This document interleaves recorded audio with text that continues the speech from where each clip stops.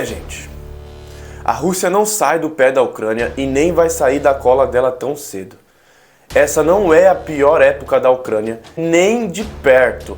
Você sabia que os russos já tomaram toda a comida do país inteiro, toda a plantação, produção, animais, tudo, e mataram mais de 7 milhões de pessoas de fome?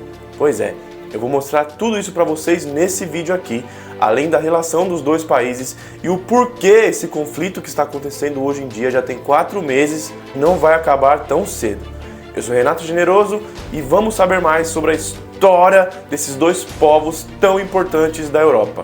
Já se inscreve no canal se você não é inscrito, deixa aí o seu like, prepara um lanche, coisa leve, fica confortável e bora pro vídeo. Antes de nós chegarmos nos dias atuais, precisamos voltar um pouco no tempo para entender da onde saiu a Ucrânia e também a Rússia. Mas calma que a gente já vai chegar na guerra do dia de hoje e vamos passar também pelo período da União Soviética, tá bom? Calma, fica aí comigo, ok? Então vamos lá. Na região da Ucrânia, antes de ser o país que é hoje, lá pelos anos 800 depois de Cristo, viviam as tribos eslavas, que eram camponeses ali da época, agricultores que viviam de plantações, de cuidado de animais e sobreviviam assim. Então, as tribos eslavas que viviam na região que hoje é a Ucrânia e também essas tribos eslavas viviam na região que hoje é a Rússia. Em 882 d.C., algumas dessas tribos eslavas se reuniram e formaram a chamada Rússia de Kiev, que é uma organização de tribos eslavas daquela época, do ano 882 d.C. Então, para você já começar entendendo, não teve um país que veio primeiro e o outro veio depois. Na verdade, a Rússia e a Ucrânia começaram no mesmo lugar, no mesmo tempo, na mesma hora. Então, assim, a Rússia de Kiev virou um pequeno estado ali daquela região. Eu vou mostrar aí no mapinha para vocês. Porém, no ano de 1240, por volta de 1240, lá no século XIII, eles começaram a sofrer muitos ataques do Império Mongol de Gengis Khan. E aí aconteceu uma fragmentação da Rússia de Kiev e ela se dividiu em pequenos principados. E um desses principados foi a República de Novogárdia. Essa República de Novogárdia, em 1478, virou o chamado Grão-Ducado de Moscou. E esse Grão-Ducado de Moscou virou depois o Czarado Russo e depois o Império Russo. As terras da Ucrânia foi dividida e governada por vários governos, e um deles era esse Czarado da Rússia, e assim a Ucrânia, depois dessa divisão, ela fez parte do Império Russo de 1240 até 1917. Ou seja, os dois países, as duas nações, são do mesmo povo, se formaram na mesma época e passaram por uma divisão devido a invasões mongóis que aconteciam lá no século XIII. E assim ela foi dividida em pequenos governos e o governo mais forte foi o Império Russo, que dominou os outros principados, como eu falei, os outros ducados e dominou também a região da Ucrânia.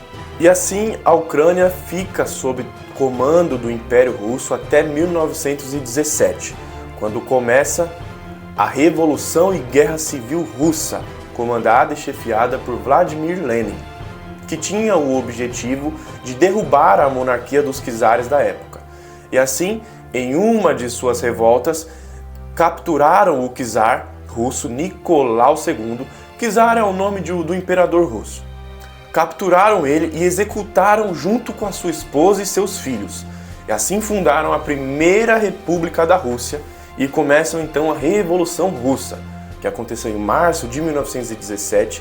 As outras regiões do Império Russo seguiam pelo mesmo caminho. E esse foi o caso da Ucrânia, que em junho de 1917 se declarou uma república, a República Popular da Ucrânia. E nessa época a Ucrânia consegue a independência da Rússia. Só que não seria assim tão fácil, né? Em 1918, um grupo de bolcheviques ucranianos resolvem estabelecer um governo bolchevique, do Partido Bolchevique, que era uma parte do Estado soviético, uma parte do Estado socialista. E assim eles fundam a República Socialista Soviética da Ucrânia, visando combater então a República Popular da Ucrânia que tinham criado. E assim a Ucrânia foi dividida em dois pensamentos, duas ideologias políticas querendo dominar o país. Obviamente, essa República Socialista Soviética da Ucrânia era apoiada pelos bolcheviques, era apoiada por Vladimir Lenin da Rússia. E eles ajudaram a República Socialista Soviética da Ucrânia a dominar o país em 1919. Então, a Ucrânia passa a ser uma república socialista, junto com a República da Rússia. E em 1921, junto com as outras repúblicas socialistas, eles fundam a União das Repúblicas Socialistas Soviéticas, que ficaram no comando de todos os povos ali daquela região até 1991.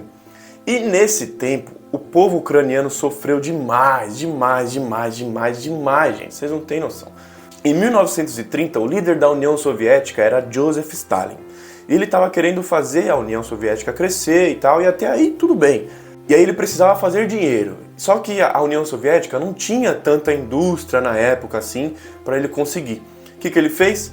Começou a usar a Ucrânia, que era uma grande produtora de grãos e é até hoje. É considerado até hoje o celeiro da Europa toda e também da União Soviética na época.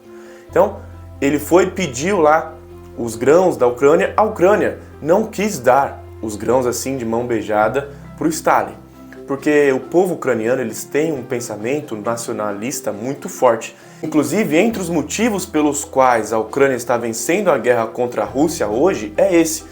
Pelo menos está dificultando, né? Se está ganhando a gente já não sabe, mas está dificultando. Só que o que ele fez? O que o Stalin fez? Ele confiscou todos os animais das pessoas, todas as plantações, toda a produção do país, trancou o país inteiro, impediu todo mundo de sair de lá e ele matou de propósito mais de 7 milhões de pessoas de fome.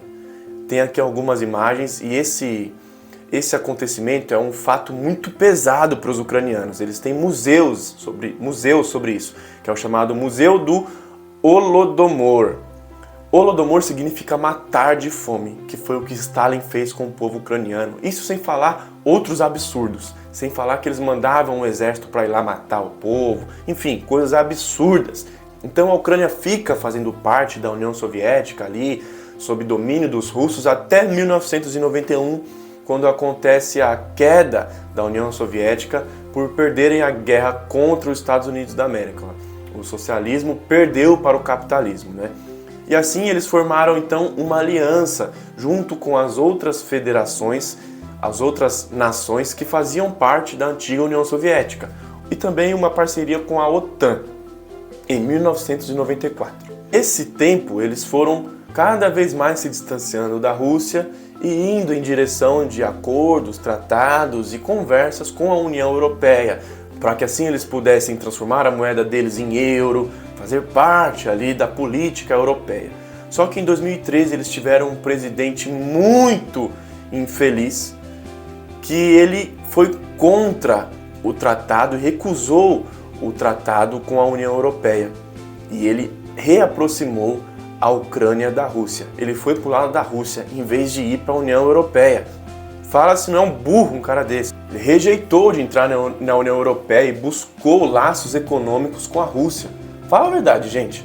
Tudo bem, não ia ser fácil assim ter uma moeda em euro, mas com certeza o futuro a longo prazo da Ucrânia seria muito melhor se tendo amizade com a União Europeia do que com a Rússia. Senão a Ucrânia ia virar uma colônia russa de novo. E eles não querem isso mais, sabe? Virando uma colônia russa, eles iriam ceder a melhor parte do seu país para os interesses de outro. A Ucrânia atualmente é um país com alta taxa de pobreza, é um país ruim de se viver. Tem uma corrupção pesada, com máfias poderosíssimas que mandam e desmandam por lá. Uma moeda que, comparada ao euro, não vale nada. A Ucrânia é um país 1000 vezes mais corrupto que o Brasil. 1000 vezes mais corrupto que o Brasil. Caso de máfias sinistras que dominam o país inteiro. Máfias que assassinam políticos, máfias que mandam em time de futebol, que mandam no aeroporto, coisas assim, grandes mesmo. E aí o que aconteceu?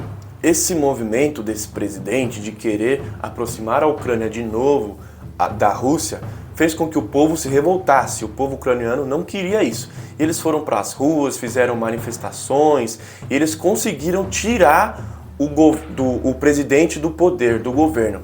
Tanto que o presidente hoje em dia ele vive escondido, exilado lá na Rússia até hoje. Só que isso escondeu um movimento separatista ali por debaixo dos panos de algumas pessoas que viviam na Ucrânia. A Ucrânia hoje é dividida entre pessoas que querem a independência da Rússia e pessoas que querem fazer parte da Rússia.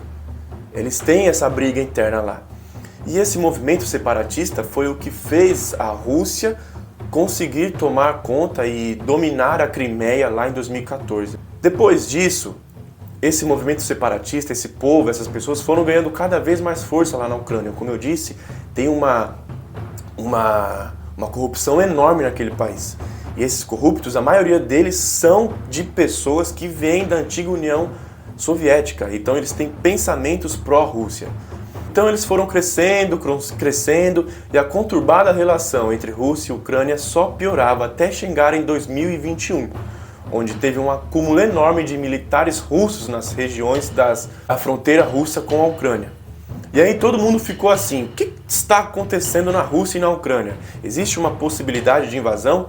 E posteriormente Vladimir Putin, presidente da Rússia, exigiu que a Ucrânia cessasse qualquer tipo de conversa com a União Europeia e com a OTAN. Ele exigiu que a Ucrânia nunca, permanentemente, para sempre, jamais entrasse em um acordo militar com a União Europeia e também com a OTAN, porque isso seria para ele uma ameaça ao país da Rússia. O que, sinceramente, nessa parte, ele até tem razão. Não que ele tem razão de proibir a Ucrânia de fazer isso, mas ele tem razão que isso seria uma ameaça para a Rússia. Porque se a Ucrânia entrar na OTAN, é como pedir para os Estados Unidos, coloca um exército aqui dentro do meu país, e a Ucrânia é colada com a Rússia. Então a Rússia não quer ter um exército americano do lado do país dela, quer ali só acelerar os tanques e partir para cima, né, gente? Não quer e não vai deixar.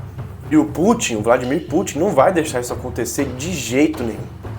Ele, para quem não sabe, ele trabalhava na antiga KGB da União Soviética, que era tipo uma CIA antiga da União Soviética, na época da Guerra Fria. Ele era um espião, ele era das forças especiais, da alta patente da KGB. Então ele tem pensamentos de retomar todas as repúblicas que faziam parte da antiga União Soviética. E é isso que ele quer realmente, ele quer recuperar a União Soviética. Então ele já deu várias declarações, ele tem muitas opiniões, chegou até a questionar o direito de existir da Ucrânia, para vocês terem noção do quão psicótico esse cara é. Então a Rússia ataca a Ucrânia e guerra começa.